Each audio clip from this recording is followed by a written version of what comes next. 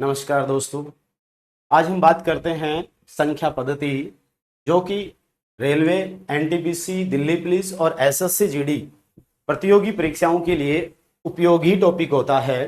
तो आज शुरू करते हैं संख्या पद्धति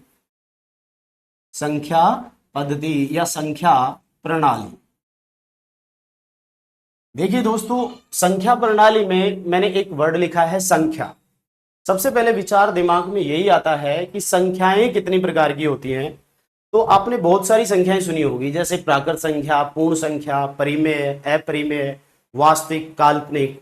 तो इन सभी संख्याओं को हम अलग अलग तरीके से डिवाइडेशन करते हैं और देखते हैं कि ये संख्याएं मुख्यतः कितनी प्रकार की होती है। तो आप बोलोगे सर, जो संख्याएं मुख्यतः होती हैं वो दो प्रकार की होती है। जैसे मैं बात कर दूं,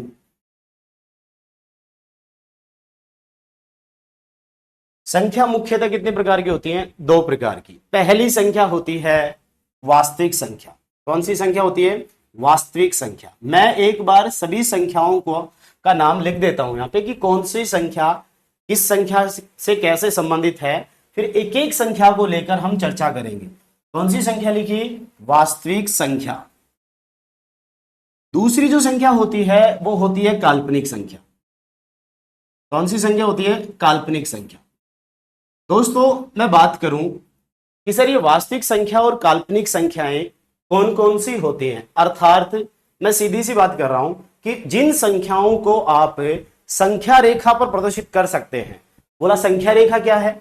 अरे आप ऐसे लाइन खींचकर बीच में मध्य बिंदु 0 लेते हो, इधर प्लस की संख्या और इधर माइनस की संख्या अंकित करते हैं, इसी को आप क्या कहते हो? संख्या रेखा। अर्थात जिन संख्याओं को आप इस वाली लाइन पर अंकित कर सकते हैं उन्हें वास्तविक संख्या कहते हैं। कौन सी संख्या कहते हैं? वास्तविक संख्या। और जिन संख्याओं को इस रेखा पर प्रदर्शित नहीं किया जा सकता उन्हें हम कौन सी संख्या कहते हैं? काल्पनिक संख्या। कौन सी संख्या कहते हैं? काल्पनिक संख्या। तो मैं पहले बात करता हूं काल्पनिक संख्या की। काल्पनिक संख्याओं में जो संख्या शामिल होती है वो संख्या होती है दोस्तों सम्मिश्र संख्या। कौन सी संख्या? सम्मिश्र संख्या, कॉम्प्लेक्स नंबर। और सम्मिश्र संख्या की पहचान जो होती है वो कैसे होती है, ध्यान देना।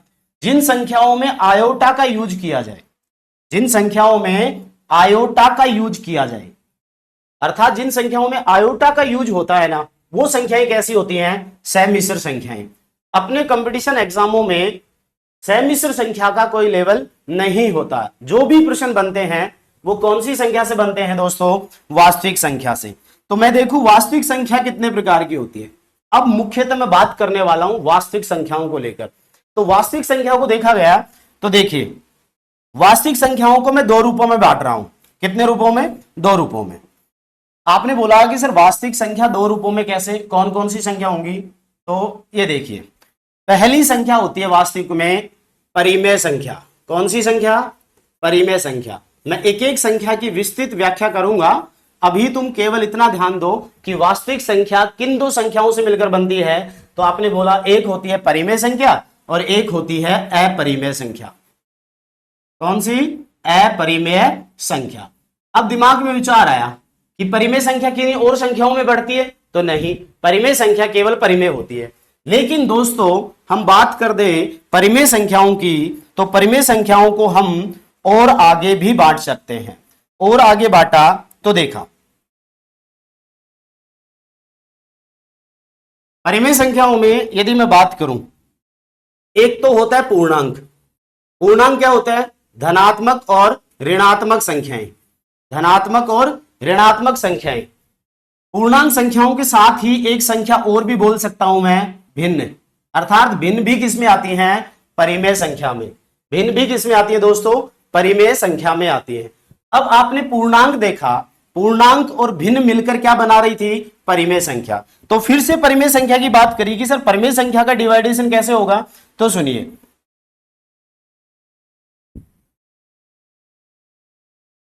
परिमेय संख्या को मैंने बात करी, बोला सर परिमेय संख्या में पूर्णांक संख्या थी और भिन्न थी। तो पूर्णांक संख्याओं को वापस बांटा तो पूर्णांक में एक तो धनात्मक पूर्णांक आता है। कौन सा पूर्णांक? धनात्मक पूर्णांक, मतलब प्लस वाली संख्या। और एक आता है ऋणात्मक पूर्णांक मतलब किसकी? माइनस वाली संख्या। और इन दोनों के बीच में जो विद्यमान होता है वो होता है शून्य। क्या होता है दोस्तों? शून्य। अब यहां से चर्चा मुख्यतः हमारी जो प्राकृत, पूर्ण संख्या, भाज्य, अभाज्य, उन सभी संख्याओं को लेकर होती है। तो मेरी बात सुनो अब ध्यान से। बोला जो धनात्मक संख्याएं होती हैं, इन धनात्मक संख्याओं में मैं बात कर दूं तो आप क्या बोलेंगे? धनात्मक संख्याओं में एक तो क्या होता है,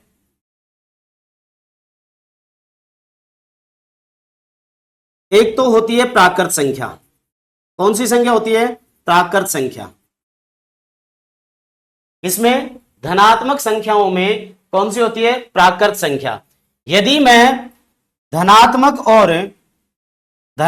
और शून्य को एक जगह शामिल करूं, धनात्मक और शून्य को एक जगह शामिल करूं तो यह संख्या बनती है कौन सी? पूर्ण संख्या। कौन सी संख्या बनती है? पूर्ण संख्या। आपने पढ़ा होगा पूर्ण संख्या कहां से शुरू होती है? जीरो से लेकर अनंत तक। तो मैंने क्या किया? जीरो भी शामिल कर लिया और धनात्मक जो प्लस की संख्या शामिल थी। आपने बताया कि धनात्मक पूर्णांकों में केवल मैंने कौन सा रखा? प्राकृत। अब प्राकृत संख्याओं में वो सारी संख्याएं सम्मिलित हैं।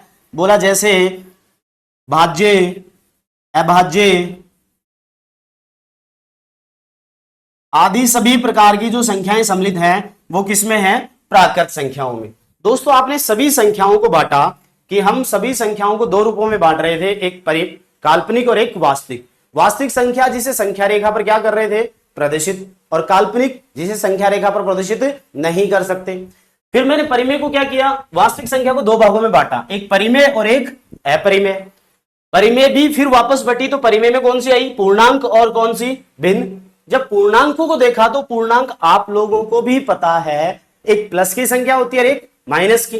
तो पूर्णांक एक तो धनात्मक हो गया और एक ऋणात्मक, लेकिन इन दोनों के बीच में कौन बैठता है? बोला सर शून्य बैठता है। धनात्मक संख्याओं को मैं कौन सी संख्या बोल रहा हूं? प्राकृत संख्या। और यदि धनात्मक और शून्य को शामिल कर लूं तो कौन सी संख्या कहलाएगी? पूर्ण संख्या। अब जो प्राकृत संख्या थी वो भाज्य, अभाज्य आदि कई प्रकार की संख्याएं होती है। तो आज हम इन्हीं सभी संख्याओं को लेकर विस्तृत अध्ययन करने वाले हैं, जिनसे एग्जाम्स में प्रश्न कैसे पूछे जाते हैं वो प्रश्न भी करेंगे हम लास्ट में। तो चलिए शुरू करते हैं एक एक संख्या। बोला सर सबसे पहले आपने बोला था कौन सा? वास्तविक संख्या और काल्पनिक संख्या। इसकी काल्पनिक का बताने की जरूरत नहीं है, संख्या रेखा पर प्रदर्शित नहीं होती, वो काल्पनिक होती है। मैंने कहा वास्तविक संख्या, वास्तविक को बोला संख्या रेखा पर प्रदर्शित, संख्या रेखा पर प्रदर्शित कर सकते हैं, वो क्या कहलाती है? वास्तविक संख्या कहते हैं। अब संख्या रेखा पर देखो, आप जीरो को भी अंकित कर सकते हो, -2 को भी कर सकते हो, 3/5 को भी कर सकते हो। ऐसे कोई भी डिजिट लो जिसको आप संख्या रेखा पर प्रदर्शित कर सकते हैं। जैसे आपने बोला √2 को भी कर सकते हैं। ऐसे बहुत सारी संख्याएं होती है। तो आपने क्या देखा?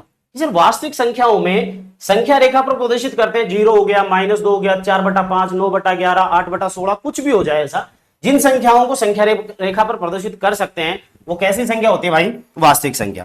फिर आपने बोला कि सर वास्तविक के बाद में जो बात करी, वास्तविक कितने रूपों में बटी? दो रूपों में, एक परिमेय में और एक अपरिमेय में। अब परिमेय संख्या को अच्छे से समझते हैं क्योंकि परिमेय संख्या से प्रश्न पूछे जाते हैं भाई। परिमेय संख्या से संबंधित प्रश्न पूछे जाते हैं एग्जाम्स में। परिमेय बोलो चाहे अपरिमेय बोलो। परिमेय संख्या की परिभाषा सबने सुनी होगी, एक ऐसी संख्या जिसे P/Q के रूप में लिखा जा सके, क्या कहलाती है? परिमेय संख्या। अब देखो आपसे एग्जामिनर इतना तो पूछेगा नहीं कि P/Q के रूप में लिखी जा सकती है उस संख्या को क्या कहते हैं, आप जवाब देकर आएंगे परिमेय संख्या। इतना तो बावड़ा एग्जामिनर भी नहीं है। तो सुनो प्रश्न कैसे आता है उन सारी बातों का, वो कुछ संख्याएं देता है आपको और उनमें से पता करनी पड़ती है कि कौन सी संख्या परिमेय है और कौन सी संख्या अपरिमेय है। तो हम बात करते हैं कि सर परिमेय संख्या की जो कंडीशंस होती है ना, वो कंडीशन कौन कौन सी होती है। तो चलिए पहली कंडीशन देख लेते हैं। सर देखो, जिस संख्या को आप P/Q के रूप में लिख सकते हो, के रूप में लिख सकते हैं, जिस संख्या को आप P/Q के रूप में लिख सकते हो उसे आप क्या कहते हो? परिमेय संख्या कहते हैं। जहां P और Q क्या होने चाहिए? पूर्णांक। पता है पूर्णांक अभी आपने देखा था, प्लस का और माइनस का और जीरो दोनों हो सकते हैं, प्लस का और माइनस का दोनों हो सकते हैं। तथा एक बात और, Q is not equal zero, Q is not equal zero होना चाहिए, Q is not equal zero, अर्थात ऊपर वाली संख्या कुछ भी हो चलेगा, ऊपर वाली संख्या कुछ भी हो चलेगा, बट नीचे वाली यानी Q के बराबर में कभी भी जीरो नहीं आना चाहिए। जैसे एग्जांपल की बात करूं, बोला एग्जांपल देखो 3/4, बोला सही है, 5/9 सही है, 2/11 सही है, बोला 8/5 सही है, मैंने कहा 0/6, बोला सही है, बोला सर जीरो, अरे ऊपर है नीचे नहीं होना चाहिए, तो बोला 6/0, बोला नहीं सर नीचे क्या नहीं होना चाहिए, जीरो नहीं होना चाहिए। पहली कंडीशन समझे परिमेय संख्या की, मेरी बात सुनना, एक कंडीशन आपने देखी कि परिमेय संख्या जिसे P/Q के रूप में लिख सकते हैं, क्या कहलाता है, परिमेय संख्या कहलाता है। दूसरा, ऐसी संख्या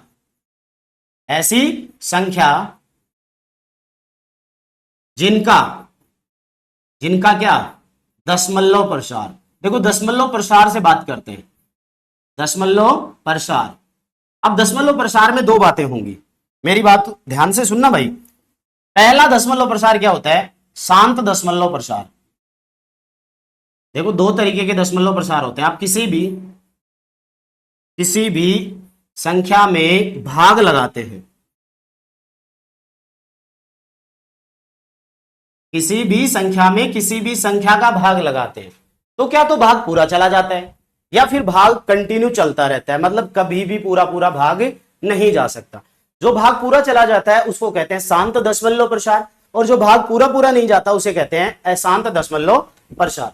तो मैंने शांत दशमलव प्रसार लिखा, जैसे मैंने कहा 4.32 ऐसा भाग गया, तो आपको पता है 4.32 मतलब 32 पे जाके भाग रुक गया, और जहां भाग रुक जाता है दोस्तों तो वहां शेषफल क्या बचता है, जीरो। क्या बचता है, शेषफल जीरो। लेकिन कई बार क्या होता है, आप भाग देते हैं, कई बार क्या होता है भाग देते हैं लेकिन भाग कभी रुकता नहीं है, रुकने का मतलब कभी भी शेषफल जीरो नहीं बचता है। दो कंडीशन में होता है वो, मतलब मैंने एक भाग लिखा कौन सा वाला, अशांत। ध्यान देना भाई, अशांत दो रूपों में होता है, बोला दो रूप कौन कौन से, एक तो अशांत आवर्ती दशमलव प्रसार, और एक होता है अशांत अनावर्ती दशमलव प्रसार। अनावर्ती दशमलव प्रसार कहने का मतलब सर अशांत भाग कितने रूप का होता है, दो रूप का। एक अशांत क्या है, आवर्ती। आवर्ती को समझो, मतलब आप किसी भी संख्या में, जैसे 10 में 3 का भाग दिया, 10 में कितने का भाग दिया, 3 का, तो 3 9, एक बच गया 0.10, ये आप हर बार 3 3 3 3 चलता जाएगा या नहीं जाएगा, तो आप बोलेंगे सर यहां पे 3 अंक की बार बार पुनरावृत्ति हो रही है, अर्थात हर बार कौन से अंक की पुनरावृत्ति हुई है, 3 3 3 की। तो मैंने क्या लिखा यहां पे, आवर्ती। कौन सा लिखा, आवर्ती, मतलब फिक्स अंक की आवर्ती यानी पुनरावृत्ति हो रही है। लेकिन सुनो, कई बार भाग देते हो तो आप ऐसा लगता है 1.2 3 5 6 8 9 या 1 4 2 3 6 5 4 अलग अलग संख्याएं हर बार रिपीटेशन पे आए, तो ये भाग प्रसार कैसा है, आसान तो है, मतलब रुक नहीं रहा। देखो रुक इसमें भी नहीं रहा था, रुक इसमें भी नहीं रहा था, लेकिन इसमें कंडीशन क्या थी कि ये सर आवर्ती था, मतलब फिक्स अंक की पुनरावृत्ति होना शुरू हो गई थी, बट यहां किसी फिक्स अंक की पुनरावृत्ति नहीं हो रही।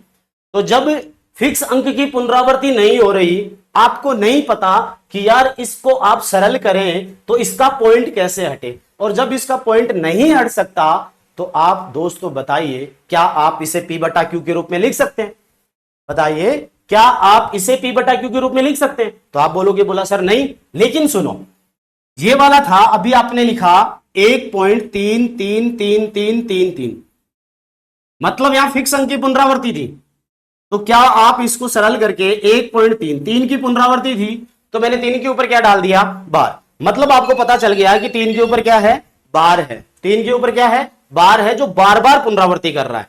तो आप इसको सरल कर सकते हैं, बोला सर 13 बार और पॉइंट हटा दो -1, जिसके ऊपर बार नहीं था उसको कम कर देते हैं, बटा जितने अंक के ऊपर बार था उतने 9, तो आपने बोला 12/9। क्या दोस्तों 12/9 P/Q का रूप हुआ क्या, क्या 12/9 12/9 P बटा Q का रूप है या नहीं है? तो आप बोलोगे हाँ सर P बटा Q का रूप है। इसका मतलब इस प्रसार वाली संख्या को, कौन सा था ये? आवर्ती। आवर्ती वाले को आप P बटा Q के रूप में लिख रहे थे, लेकिन अनावर्ती वाले को, जो इसका प्रसार ऐसा था, इसको आप P बटा Q के रूप में नहीं लिख सकते। तो बताइए, आपको एक बात समझ में आई होगी। यहां से मैं इसको हटा देता हूं।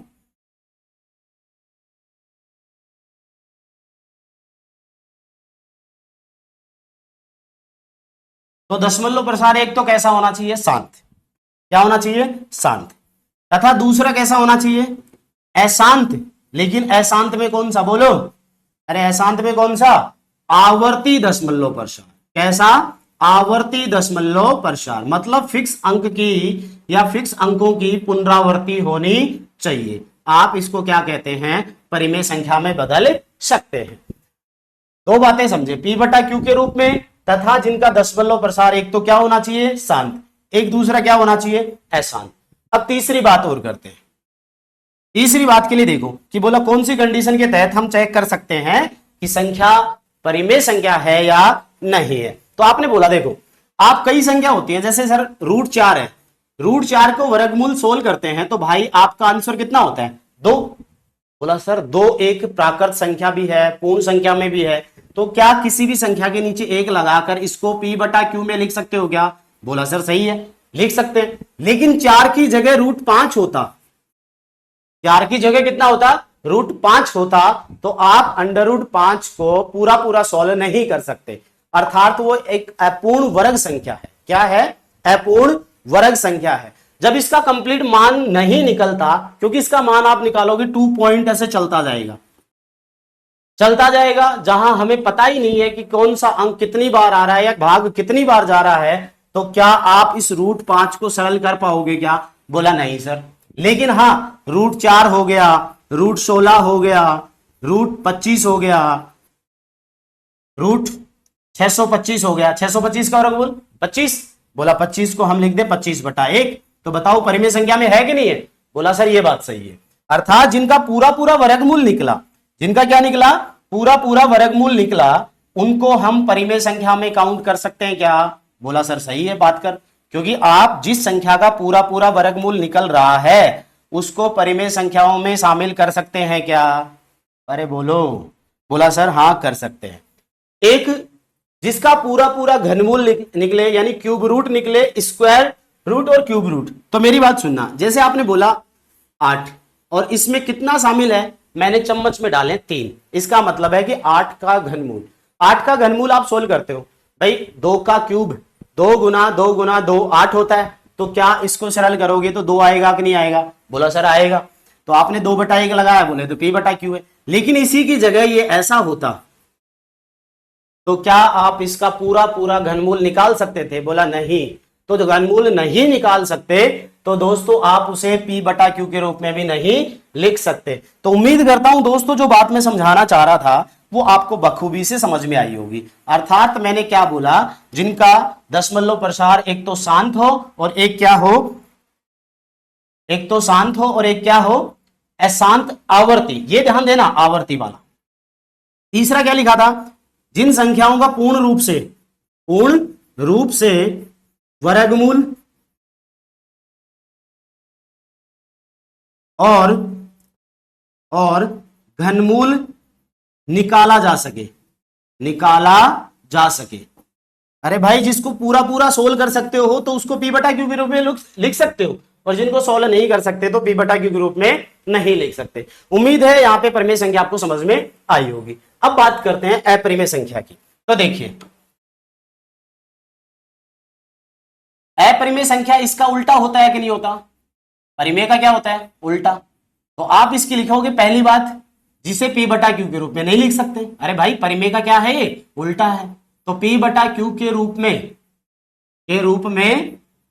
नहीं लिख सकते, और जिसको P बटा Q के रूप में नहीं लिख सकते तो वो क्या कहलाएगी? अपरिमेय। जैसे हम बात करते हैं दूसरा, जिसका दशमलव प्रसार, कौन सा प्रसार अभी पढ़ा था ना?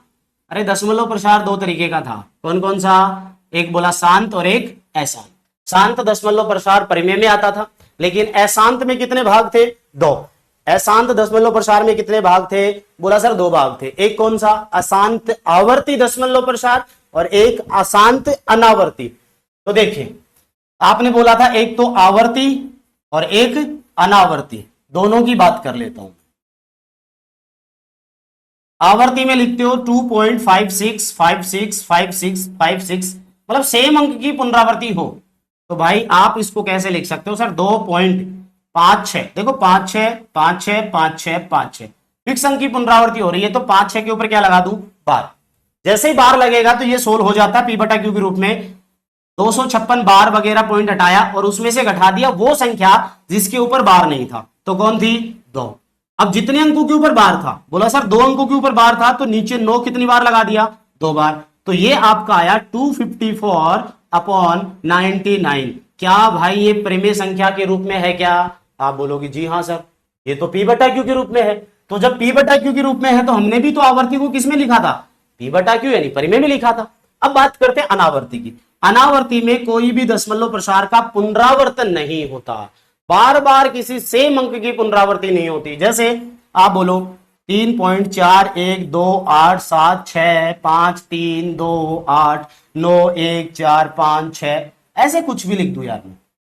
आप बताइए, देखकर देखकर बताइए, किसी फिक्स अंक की ऐसा कोई अंक दिखा जिसके बाद में वो बार बार वही अंक आने लग गया? तो आप काफी गौर से देखने के बाद ही बोलोगे सर नहीं आ रहा। तो जब नहीं आ रहा, आपको पता ही नहीं है पॉइंट के बाद में कितने अंक हैं, तो क्या इस संख्या का पॉइंट हटा सकते हो? बोला जी सर नहीं। जब संख्या का पॉइंट नहीं हटा सकते, संख्या का पॉइंट नहीं हटा सकते, तो उस संख्या को हम पी बटा क्यू के रूप में भी नहीं लिख सकते। और जिसे पी बटा क्यू के रूप में नहीं लिखा जा सकता वो कैसी कहलाती है? अपरिमेय संख्या। उम्मीद करता हूं दोस्तों बात समझ में आ गई होगी। तो मैं इसको आपके लिए यहां लिख देता हूं, ध्यान से समझिए।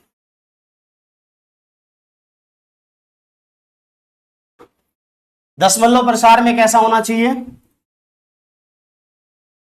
बोला सर अशांत। कौन सा? अशांत अनावर्ती। आवर्ती नहीं, ध्यान देना, पुनः बार बार बोल रहा हूं, अनावर्ती दशमलव प्रसार। दशमलव प्रसार। जैसे उदाहरण भी लिख दूं यहां पे, तो आप बोलोगे 5.2 4 3 8 6 4 8 2 1 9 5, कुछ भी लिख दो यार ऐसे। तो क्या आप इसे पी बटा क्यू के रूप में लिख सकते हैं? नहीं। तीसरी बात करते हैं, एक पता है आपको, जिन संख्याओं का पूरा पूरा वर्गमूल निकलता था या जिन संख्याओं का पूरा पूरा घनमूल निकलता था, आप उसे पी बटा क्यू के रूप में लिख सकते थे। लेकिन जिन संख्याओं का पूरा पूरा वर्गमूल और घनमूल ना निकले, क्या बोला, ध्यान से सुनना, कि जिन संख्याओं का पूरा पूरा वर्गमूल और घनमूल ना निकाला जा सके, जैसे आप बोलोगे सर √23, क्या √23 को पूरा सोल्व कर सकते हैं क्या? बोला जी सर नहीं। बोला √21, बोला नहीं। √25, बोला हाँ सर, 25 का तो 5 होता है, तो ये तो 5/1 परिमेय में आ गई, बट ये दोनों परिमेय में नहीं थी। ऐसे ही मैंने बोला 27 है लेकिन चम्मच में 3 डले हुए थे, तो 27 का घनमूल कितना होता है? बोला 3। मैंने बोला 64 में चम्मच में 3 डले हुए थे, तो क्या बोलोगे? 4। बोला सर ये देखो 3/1 कर दो, 4/1। तो जिनका कंप्लीट घनमूल निकलता है, जिनका कंप्लीट वर्गमूल निकलता है, वो कहलाता है परिमेय। और जिनका ना तो कंप्लीट वर्गमूल निकले ना ही घनमूल निकले, वो कौन सी संख्या होती है? अपरिमेय संख्या। तो आपके लिए मैं इन बातों को भी बोर्ड पे राइट अप कर लेता हूं, ध्यान से समझना। जिन संख्याओं का अभी क्वेश्चन भी करेंगे इन पे, जो आरआरबी एनटीपीसी और काफी अदर एग्जामों में पूछे भी गए हैं, जिन संख्याओं का पूर्ण रूप से वर्गमूल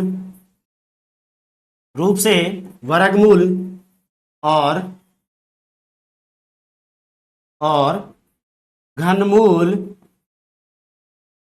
ना निकाला जा सके। अब देखो वर्गमूल और घनमूल का तो आपको पता होना चाहिए। अब ये नहीं है कि सर वर्गमूल नहीं आता, घनमूल नहीं आता, तो लाडी फिर तैयारी करना अच्छी बात नहीं है, घनमूल ना निकले। उदाहरण के लिए मैं बात कर दूं, बोला सर √2, हाँ जी भाई, √3, बोला सही बात है, √5, ऐसे रूट की। आगे मैं बात कर दूं, सर √24 और इसमें चम्मच में कितने डाल दिए, 3, क्या आप इसको पूरा सोल्व कर सकते हैं? बोला जी सर नहीं। ऐसे ही और संख्या हो जाएंगी। तो एक इंपॉर्टेंट उदाहरण है जो एग्जाम्स में बहुत बार आता है, उसको ध्यान देना आप। एक तो क्या, पाई, क्या, पाई, ध्यान देना, पाई एक अपरिमेय संख्या है। पाई कैसी है? अपरिमेय संख्या है। एक होता है ई जानते हो, अरे लॉग में काम आता है, लॉग बेस ऑफ ई का वैल्यू आप गूगल सर्च करके देख लेना, ई का वैल्यू होता है 2.71 dot dot dot dot dot अनंत तक चलता जाता है। तो क्या आप इसका पॉइंट हटा सकते हैं? बोला जी सर नहीं। जब पॉइंट नहीं हटेगा, पॉइंट नहीं हटेगा, और जब पॉइंट नहीं हटेगा तो आप पी बटा क्यू के रूप में लिख पाओगे क्या? बोला नहीं लिख पाएंगे। तो जब नहीं लिख पा रहे हो तो परिमेय होगी या अपरिमेय? तो आप बोलोगे सर वो होगी अपरिमेय संख्या। कौन सी होगी? अपरिमेय संख्या। और पाई का वैल्यू 3.14 डॉट डॉट डॉट होता है। बोलो सही है। तो दो उदाहरण ध्यान रखना, एक पाई और एक ई, पाई और एक ई।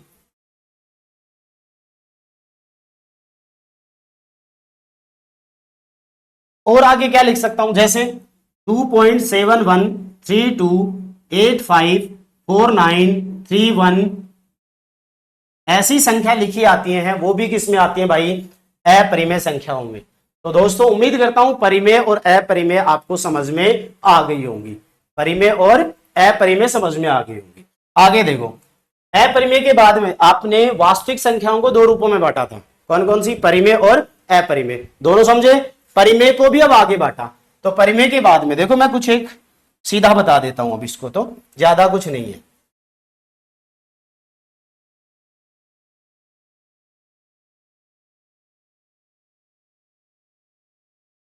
क्या आया? बोला सर पूर्णांक संख्या। कौन सी संख्या? अरे परिमेय किस किस में बट रही थी? पूर्णांक संख्या और भिन्न में। भिन्न आपका पर्टिकुलर एक टॉपिक होता है, फ्रैक्शन, जिसको हम सोल्व करने वाले होंगे आगे। पूर्णांक के बाद में आती है एक पूर्ण संख्या, या पूर्ण से पहले लो प्राकृत संख्या, और प्राकृत संख्या के बाद आती है पूर्ण संख्या। ये तीनों भी होती है। बोला सर हमने तो बहुत सारी संख्याएं पढ़ी थी, भाज्य, अभाज्य, संयुक्त, त्रिकोणीय संख्याएं। अरे भाई वो सारी की सारी संख्याएं इन्हीं में सम्मिलित होती हैं कि नहीं होती है? आपने बोला बोला सर अभाज्य संख्या 2 होती है सबसे छोटी, समअभाज्य भी कौन होती है? 2। तो क्या 2 पूर्ण में भी आती है, प्राकृत में आती है और पूर्णांक में भी आती है? तो पूर्णांक संख्याओं के लिए आप क्या कह रहे थे? बोला सर ऐसी संख्याएं जिसमें प्लस की और माइनस की दोनों के बीच में कौन बैठता है? बोला 0। ऐसा हो तो आप उसे कैसी संख्या बोलोगे? पूर्णांक संख्या। कैसे बोलोगे? पूर्णांक। अर्थात मैं ये बता दूं 0 1 2 3 डॉट डॉट कहां तक जाएगा? अनंत तक। लेकिन ये इधर जाएगा -1 -2 -3 और ये कहां तक जाएगा? माइनस अनंत तक। अर्थात प्लस की और माइनस की जो संख्याएं हैं जिसके बीच में कौन विद्यमान है? 0। प्राकृत संख्या क्या होती है सर? वो जो 1 से शुरू होती है। कहां से? 1 से, और कहां तक जाती है? अनंत तक जाती है। जो संख्या 1 से शुरू हो और अनंत तक जाए वो क्या कहलाती है? प्राकृत नेचुरल नंबर। क्या? प्राकृत नेचुरल नंबर। यदि इन प्राकृत संख्याओं में मैं 0 को और शामिल कर लूं, ध्यान देना, प्राकृत संख्याओं में यदि आपने देखा होगा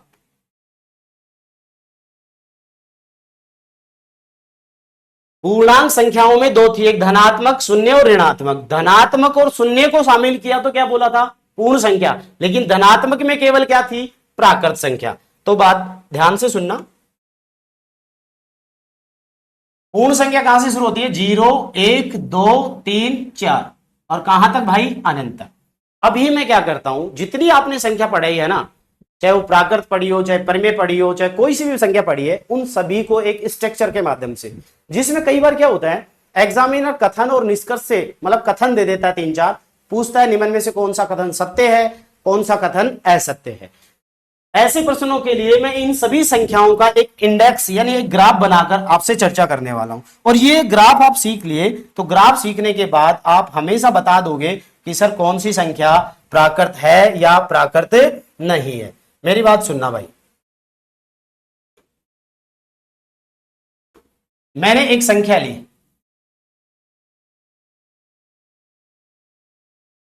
आप केवल बोर्ड पे ध्यान दें।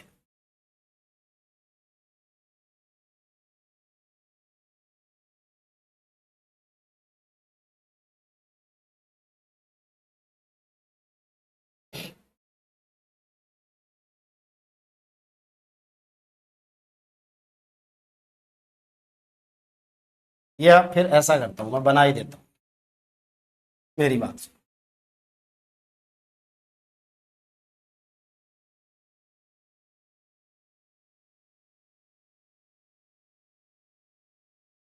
मेरी बात सुनो, सबसे पहले आपने कौन सी संख्या पढ़ी थी?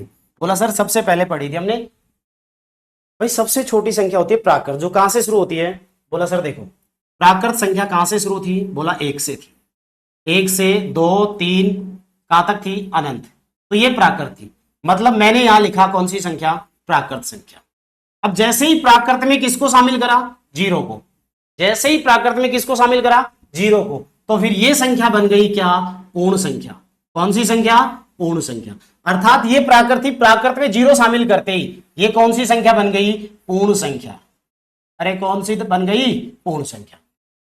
जीरो था और धनात्मक संख्याएं थी, यानी जीरो था और धनात्मक संख्याएं थी। यदि इसमें मैं ऋणात्मक संख्या और शामिल कर लूं, भाई ये वाली जो एक से अनंत तक कौन थी? प्राकृत। जैसे ही जीरो को शामिल करा तो कौन बन गई? पूर्ण। लेकिन जैसे ही धनात्मक और ऋणात्मक बोली तो कौन सी बन गई? पूर्णांक। तो बताओ पूर्णांक संख्याओं में आपने क्या देखा? सर पूर्णांक संख्या में पूर्ण भी है और प्राकृत भी है। अब इन सभी संख्याओं में भिन्नों को और शामिल कर लो। किसको? भिन्नों को। तो आप कौन सी संख्या बोलते हो? परिमेय संख्या। कौन सी संख्या बोलते हो? परिमेय संख्या। और आपने अभी बोला है सर परिमेय संख्याओं में दो संख्याएं थी, एक तो पूर्णांक और एक भिन्न। पूर्णांक में फिर कौन थी? पूर्ण। और पूर्ण में कौन थी? प्राकृत। बात समझ में आई? मेरी बात सुनना, अब मैं इसको हटा रहा हूं।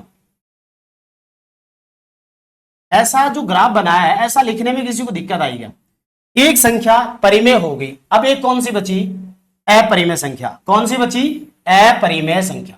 देखो परिमेय और अपरिमेय का कोई आपस में संबंध नहीं था, तो मैंने दोनों को अलग अलग बिठा दिया। दोनों को क्या कर दिया? अलग अलग बिठा दिया। मतलब ये सारी संख्या एक दूसरे से कोरिलेटेड थी, बट ये अपरिमेय का आपने देखा होगा अब इंडेक्स में अपरिमेय में किसी भी प्रकार की संख्या सम्मिलित नहीं थी। यदि मैं इन दोनों को मिला दूं, इन दोनों को क्या कर दूं? मिला दूं, जिसमें परिमेय भी आ गई और अपरिमेय भी आ गई।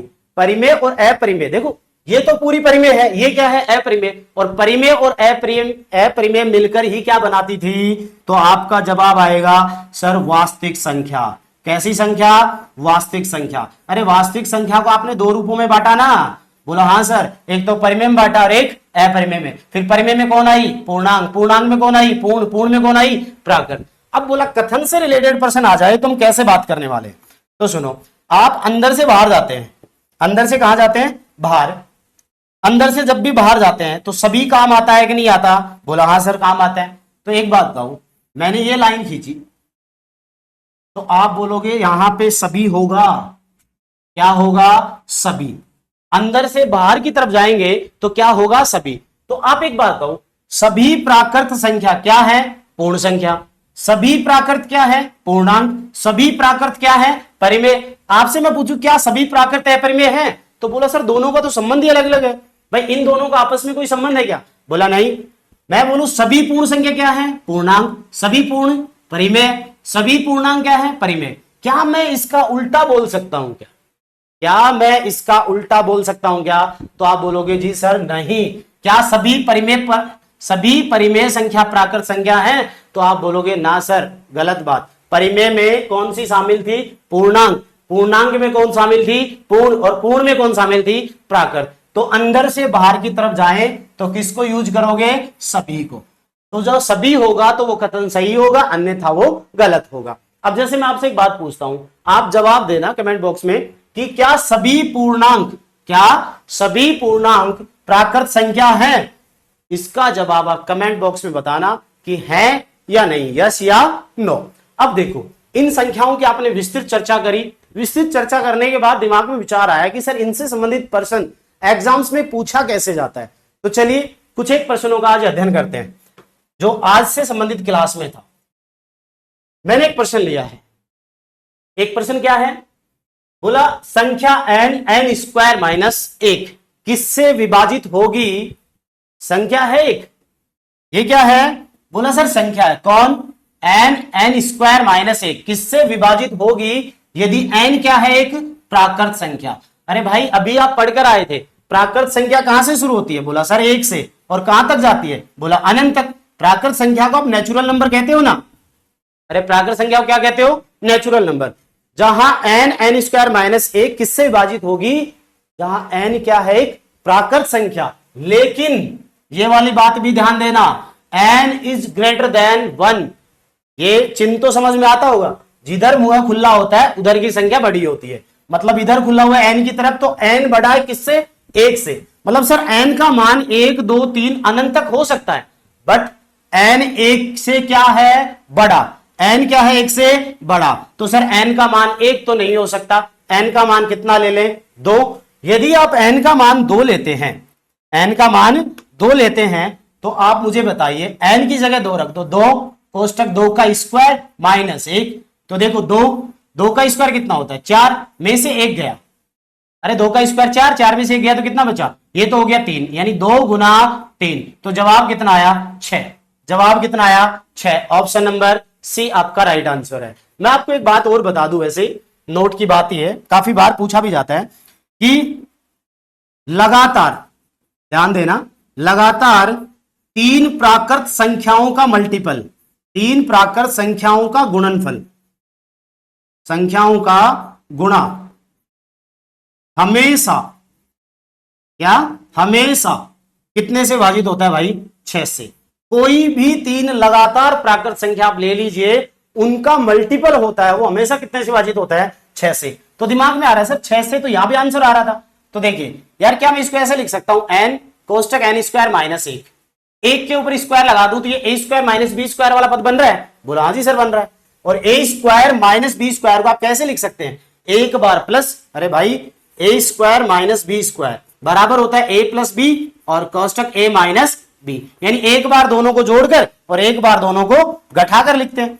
तो आपने लिखा एक बार दोनों को जोड़ो n प्लस 1 और एक बार घटाओ n माइनस 1। क्या ऐसा लिख सकता हूं क्या।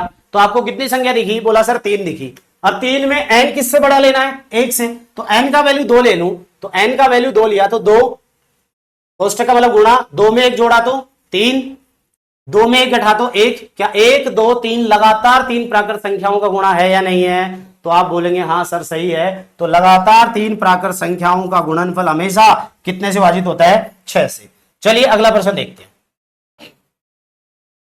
प्रश्न लिखा हुआ है यदि n कोई प्राकृत संख्या है तो 52n, अरे 52 नहीं है भाई, यहां पे ये ऐसे है, मिस्टेक है भाई इस प्रश्न में, मैं चेंज कर रहा हूं।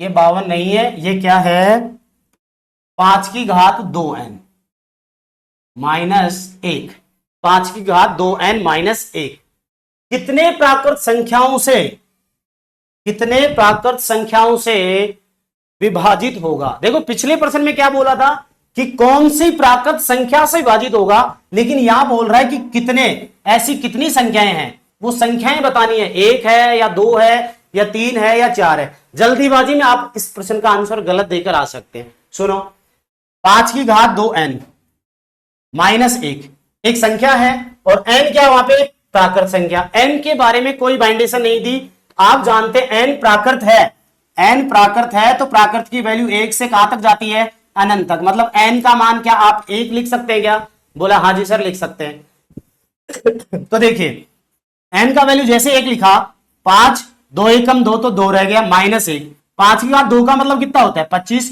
और 25 में से 1 गया तो कितना 24। गलती मत करना यहां पे, यदि आपसे पूछा जाता कि यह पूर्णतः कौन सी संख्या से विभाजित होता है तो जवाब होता 24, लेकिन इसने बोला कितने प्राकृत संख्याओं से विभाजित है। तो भाई देखो 24 कितनी संख्याओं से विभाजित है, वो ही इस प्रश्न का आंसर है कि नहीं है। तो आप 24 की बात करें तो सर 24 में देखो एक तो भाग जाता है 1 का, एक जाता है 2 का, मतलब 24 के गुणनखंड देख लो। 24 के क्या देख लो, गुणनखंड।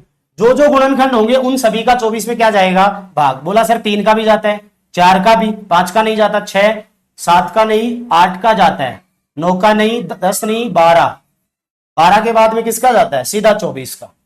किसका जाता है, 24 का। अरे भाई 24 में ये सारी संख्याओं का भाग जाता है कि नहीं जाता? तो आपने बोला देखो सर गिनो, इनको काउंट करो, 1 2 3 4 5 6 7 8। Option number D, option number D. Comment करके जरूर बताना कि आपको समझ में आ रहा है कि नहीं आ रहा, वीडियो कैसा रहा। इसी तरीके के आगे भी हम बात करते रहेंगे। अब अगला प्रश्न देखिए, अगला प्रश्न है यदि n एक प्राकृत संख्या है तो 9 की घात 2n माइनस 4 की घात 2n सदैव विभाजित होगा। भाई n क्या है, एक प्राकृत संख्या, और प्राकृत संख्या के बारे में जानते हैं कि कहां से शुरू होती है, 1 से। कहां से शुरू होती है, 1 से कहां तक जाती है, अनंत तक। तो क्या मैं n का वैल्यू 1 लूं, n का वैल्यू 1 रखूं तो किसी को दिक्कत है क्या? तो आप बोलेंगे, बोला सर हमें तो कोई दिक्कत नहीं है। तो n का वैल्यू 1 रखा, 2 गुना 1 माइनस 4 की घात 2 गुना 1। तो आप इसको सोल्व कर रहे हो, 9 की घात 2 माइनस 4 की घात 2। क्या ये पद ऐसा बन रहा है, ए स्क्वायर माइनस बी स्क्वायर, ए स्क्वायर माइनस बी स्क्वायर। जब ए स्क्वायर माइनस बी स्क्वायर बन रहा है तो अभी आप पिछले पेज पे देखे थे ए प्लस बी और ए माइनस बी, अरे देखे थे ना अभी। ए स्क्वायर माइनस बी स्क्वायर का फॉर्मूला क्या था, ए स्क्वायर माइनस बी स्क्वायर बराबर होता है ए प्लस बी और ए माइनस बी। तो बताओ क्या एक बार दोनों को जोड़कर यानी 9 प्लस 4 ए प्लस बी में, और एक बार दोनों को घटाकर 9 माइनस 4, तो 9 और 4 जोड़ो तो 13, कोष्टक का मतलब गुणा, 9 में 4 गए तो कितने, 5। मतलब इस संख्या में 13 का भी भाग जाता है और 5 का भी। 5 से बोला नहीं, 13 से बोला जाता है। तो इसने ऑप्शन लिखा कौन सा, सी, 5 तथा 13 दोनों से। समझ में आया, लाइक करना। अगला प्रश्न देख लें, ये काफी शानदार प्रश्न रेलवे ग्रुप डी में बहुत बार आया है। संख्या 891 का स्क्वायर और 892 के स्क्वायर के मध्य कुल कितने पूर्णांक होंगे? भाई एक बात होती है मध्य, मैं बोलूं 10 से 15 के या 15 तक, 10 से 15 तक, 15 तक, या मैं बोलूं 10 से 15 के मध्य। आप बताइए, 15 के मध्य, क्या दोनों बातों में फर्क है क्या? बोला, आप बोलोगे हाँ सर फर्क है। देखो 10 से 15 क्या होता है, 10, 11, 12, 13, 14 और 15। 10 से कहां जाना है, 15 तक, मतलब 10 भी शामिल है और 15 भी शामिल है। 1 2 3 4 5 6, कितनी संख्या है सॉरी कितनी संख्या है, 6।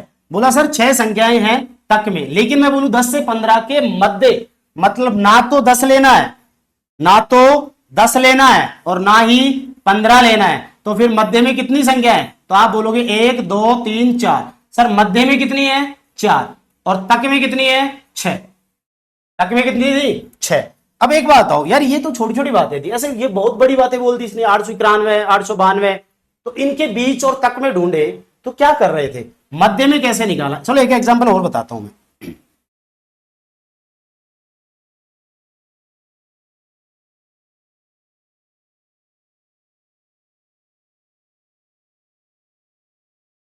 एक एग्जांपल और बताता हूं। आपने अभी क्या बोला, 10 से 15 के मध्य कितनी बताई? बोला सर 4।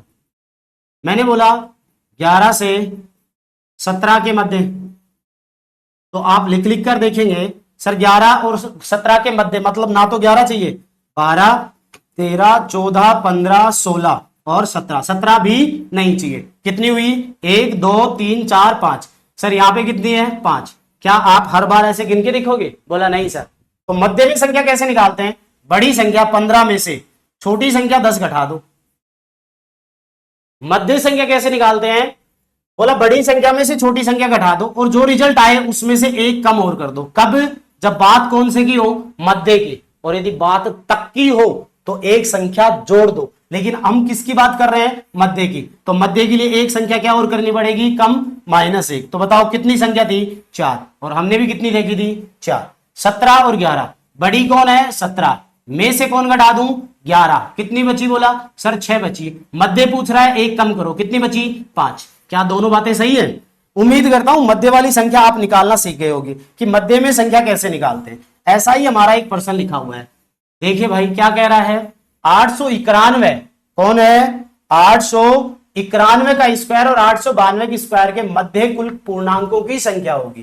भाई बड़ी संख्या कौन है, 892 का स्क्वायर, में से सर घटाना है कौन, छोटी संख्या 891 का स्क्वायर, और जो रिजल्ट आए उसमें से एक कम और कर देते हैं। कब, जब मध्य की संख्या पूछता है। तो क्या ये वाला एक पद देखूं मैं, ए स्क्वायर माइनस बी स्क्वायर वाला सर्वसमीका बन रही है, तो ए स्क्वायर माइनस बी स्क्वायर, उसको आप क्या लिखते हो सर, ए स्क्वायर माइनस बी स्क्वायर को हम लिखते हैं एक बार दोनों का प्लस एक बार दोनों का माइनस। 892 प्लस 891, एक बार दोनों का माइनस और एक बार दोनों का प्लस, ऐसा लिखते हैं। और माइनस में कितना है, 1। इसको सोल्व करा तो देखा, बोला सर 892 और 891 जुड़ेंगे, 2 और 1 3, 9 9 18 का 8 हासिल 1, 8 9 16 1 17, 1783 गुना 892 से 891 1 माइनस 1। तो आपने क्या किया, बोला सर देखो 1783 1 से गुना हुआ तो 1783 में से 1 कम कर दो, जवाब कितना 1782। देखिए ऑप्शन कौन सा आपका आंसर है, आप बोलोगे सर ऑप्शन नंबर कौन सा, बी। अगला प्रश्न देखते हैं, निम्न में से, मैंने बोला था ना परिमेय और अपरिमेय को लेकर भी ये सारे प्रश्न आए हुए एग्जाम से हैं भाई। निम्न में से कौन सी संख्या एक क्या है, परिमेय संख्या है, सॉरी अपरिमेय संख्या है। ध्यान देना कौन सी पूछा है, अपरिमेय। एक अपरिमेय है बाकी परिमेय है। तो देखो परिमेय और अपरिमेय की अभी बहुत सारी कंडीशन बताकर आया हूं, वो सारी कंडीशन आपके दिमाग में होनी चाहिए। आपने बोला सर क्या मैं इसको ऐसे लिख सकता हूं, 2 की पावर 1/3, क्योंकि चम्मच होता है वो अंडर रूट घातांक करनी का ही तो होता है भाई। करनी वाली जो संख्याएं होती हैं वो भी अपरिमेय होती है, करनी में जो भी संख्या होती है वो भी क्या होती है, अपरिमेय। तो इसका अंडर रूट हटाया तो ऊपर 1/3 लगा दिया। इसका आप सोल्व करो, 4 की घात 1/3, 4 की घात 1/3, और इसको आप सोल्व कर रहे हो तो 8 की घात 1/3। अरे क्या कर रहे हो, 8 की घात 1/3, और 12 को लिख रहे हो तो 12 की घात 1/3। मेरी बात सुनना भाई, अपरिमेय नहीं है, सॉरी यहां देखो सारी की सारी अपरिमेय आ रही है। ये भी कैसी है, अपरिमेय, क्योंकि कंप्लीट सोल्व नहीं होता। ये भी कैसी है, अपरिमेय है, क्योंकि 4 की घात 1/3 आप सोल्व कर ही नहीं पाते। यदि इसको सोल्व करना पड़ेगा तो लॉगरिथम का उपयोग करना पड़ता है, और लॉगरिथम में मान पूरा पूरा नहीं आता है। 8 की घात 3 को आप सोल्व कर सकते हैं, 8 को आप 2 की घात 3 लिख सकते हो, 2 दूनी 4, 4 दूनी 8, उसकी घात कितनी है 1/3। और देखो 3 से 3 घटा तो इसका जवाब कितना आया 2, और 2 एक परिमेय संख्या है या नहीं है, तो आप बोलेंगे सर ये वाली संख्या कैसी है, परिमेय है। कैसी है, परिमेय संख्या है। बाकी आप देख रहे हैं ये तो है परिमेय, ये भी कैसी है, अपरिमेय, ये भी कैसी है, अपरिमेय। और 12 को आप 3 गुना 2 की घात 2 उसकी घात 1/3, क्या सरल करके आप एक साधारण संख्या लिख सकते हो? बोला जी सर नहीं। अरे भाई देखिए, क्या आप 12 की घात है 1/3, 12 के फैक्टर करें तो आप बोलोगे 2 गुना 3, 2 दूनी 4, 4 ती 12, 12 की घात कितनी 1/3। तो आप इसको 2 की घात 3 गुना 3 की पावर कितनी, सॉरी 2 की घात 2 आएगी भाई, 2 कितनी बार है 2 बार, उसकी पावर 1/3। क्या आप इसको सरल कर पाओगे? बोला सर ये पूरा पूरा सरल नहीं होगा। क्यों नहीं होगा? क्योंकि देखो 2 की घात 2 थी, उसकी पावर भी 1/3 लगा सकता हूं, क्योंकि ऊपर जो घात होती है कोष्ठक के भीतर सभी पदों पर होती है या नहीं होती, तो आप बोलोगे सर सही है। गुना का चिन्ह, 3 की घात भी कितनी 1/3, क्या 3 का घनमूल पूरा पूरा होता है क्या? बोला सर नहीं होता। तो इसका जो आंसर है ये इसने पूछा है अपरिमेय संख्या नहीं है। क्या पूछा है? अपरिमेय संख्या नहीं है पूछा।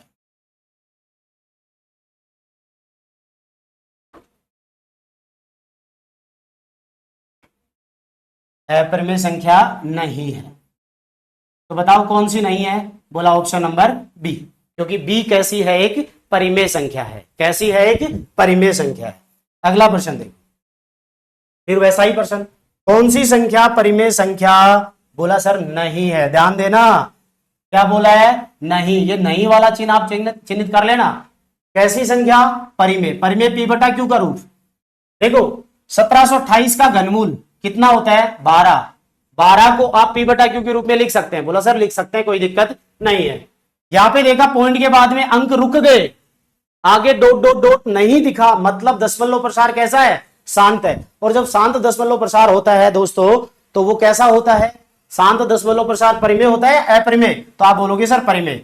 तो बताओ इसको भी p बटा q, मतलब इसके नीचे पॉइंट हटाओ और जितने अंक है 1 2 3 4 5 6 7 8 9, 9 जीरो लगा सकते हैं। और जैसे ही नीचे जीरो 9 जीरो लगी तो क्या बन गया? p बटा q का रूप। अरे देखते आंसर है ना, पाई कैसा होता है? अपरिमेय होता है। पाई कैसा होता है? अपरिमेय। लेकिन ये ऑप्शन तुम्हारा दिमाग खराब कर रहा है भाई, यहां आसान तो है लेकिन फिक्स अंक की पुनरावृत्ति हो रही है, मतलब दशमलव प्रसार शांत है। कैसा है? शांत, मतलब सॉरी अशांत तो है लेकिन वो आवर्ती दशमलव प्रसार है। अरे अशांत कौन सा है? आवर्ती। और बताओ आवर्ती वाला किस में बताया था मैंने? तो आप बोलोगे सर परिमेय में। क्यों? क्योंकि इसको ऐसे लिख रहे थे ना, 12.34 के ऊपर लगा दिया बार, और आप इसको तो सरल कर ही रहे थे। तो बताओ कौन सा ऑप्शन? बी। अगला प्रश्न देखिए, दी गई संख्याओं में से कौन सी संख्या परिमेय संख्या नहीं है? यह प्रश्न आप मुझे सोल्व करके कमेंट बॉक्स में बताओगे। 2-3 प्रश्न करवाए मैंने, आप सोल्व करके मुझे कमेंट बॉक्स में जवाब दोगे। निम्नलिखित में कौन सी संख्या अपरिमेय है? वापस से, कौन सी संख्या अपरिमेय है? देखो कितनी जीरो है? 2 2 4 2 6, 6 जीरो है। ऊपर साइन अंडर रूट का है, अंडर रूट में यानी वर्गमूल में आधी जीरो यानी आधी संख्या 4 है तो 2 बाहर आती है। यहां कितनी है? 6। 6 की बाहर कितनी आ जाएंगी? 3। तो बताओ इसका वर्गमूल 1000 है कि नहीं है?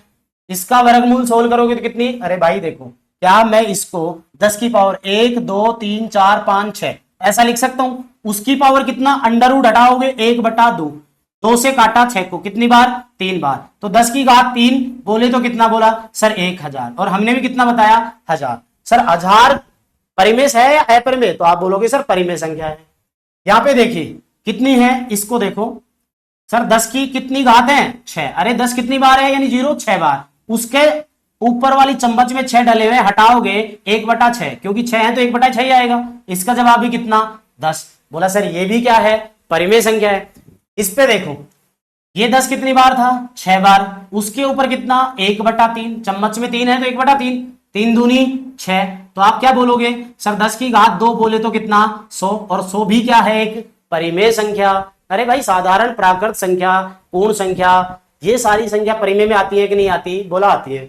इस पे बात करते हैं। 10 की पावर 6, भाई 10 वही 0 6 बार है और उसकी घात 1 बटा 4। क्या आप इसको सरल कर सकते हो पूरा पूरा? बोला जी सर नहीं।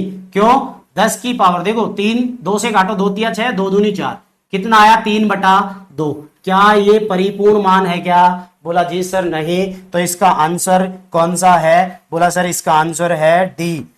डी ही है, तू ही है, तेरे सिवा कोई और नहीं है। अगली बात देखते हैं, काफी अच्छा प्रश्न है। √2 की पावर √2 कोष्टक। देखो ये ऐसे लिखा हुआ है, ये ऐसे लिखा हुआ है, √2 की √2 की पावर √2 है। अरे यार मैं लिख देता हूं इस प्रश्न को, √2 की पावर √2 कोष्टक बंद और की पावर √2 पूछा है ये संख्या कौन सी है। अभी तक आपने जितनी संख्याएं पढ़ी हैं, यदि अच्छे से पढ़ा है तो आप इन चारों ऑप्शनों में से कोई एक ऑप्शन जवाब दे सकते हैं। पहले इसको सरल करते हैं। तो घातांक का नियम देखा होगा, a की घात m उसकी घात n। देखो एक होता है a की घात m, m की घात n, ये और ये दोनों फर्क है। यहां n बार किसको लिखते हो? m को, लेकिन यहां a की घात m है, a की घात m वाले पद को ही कितनी बार लिखते हो? n बार। तो आप दोनों के बारे में तो जानते होगे ना। बोला सर एक होता है a की घात m, उस कोष्टक के बाहर n, मतलब ये दोनों घातें गुना होती, a की घात m गुना n होता है। एक होता है a की घात m उसकी घात n, मतलब ये m ही, केवल m कितनी बार लिखा जाएगा? n बार। लेकिन यह n बार ये पूरा पद लिखा जाता है। दोनों में समझ गए होगे ना फर्क। तो सुनो, अपने प्रश्न कौन से रूप का है? बोला सर ये ऊपर वाले रूप का, मतलब जो ये लिखा हुआ है। तो आप बताओ ये दोनों जब गुना होंगे, कौन कौन से? ये दोनों गुना होंगे तो आप क्या बोलेंगे? बोला सर √2 ऐसे कैसे? √2 गुना हुआ तो 2, बोलो लिख सकते हैं। अब √2 को 2 बार लिख रहे हो, √2 को 2 बार लिख रहे हो, मतलब √2 गुणा √2। अरे 2 बार लिख रहे हो तो √2 और √2 गुणा होगा तो आंसर कितना? 2। क्या 2 एक अपरिमेय संख्या है? बोला नहीं सर, तो अपरिमेय वाला तो ऑप्शन वैसे ही कट हो जाएगा। अब बचा कौन सा? ए, सी और डी। देखो 2 एक परिमेय संख्या भी है। 2 क्या है? परिमेय संख्या। अरे पढ़ा था ना, किसी भी संख्या के नीचे 1 लगा दो, परिमेय संख्या होती है। 2 एक क्या है? परिमेय संख्या, मतलब एक तो ये ऑप्शन है। दूसरा, परिमेय संख्या किसमें शामिल थी? बोला वास्तविक में, तो मतलब ये वास्तविक भी है। अरे वास्तविक का बॉक्स बनाया, उस वास्तविक में एक साइड अपरिमेय थी, एक साइड परिमेय, तो परिमेय भी है और क्या है? वास्तविक। तो बताओ भाई इसका फाइनली आंसर जो सही जवाब होगा वो कौन सा होगा? सी। आज की कक्षा यहीं पे समाप्त करते हैं, बाकी जल्दी ही आपसे फिर मुलाकात करेंगे। वीडियो अच्छा लगे तो शेयर जरूर करना। धन्यवाद, राम राम।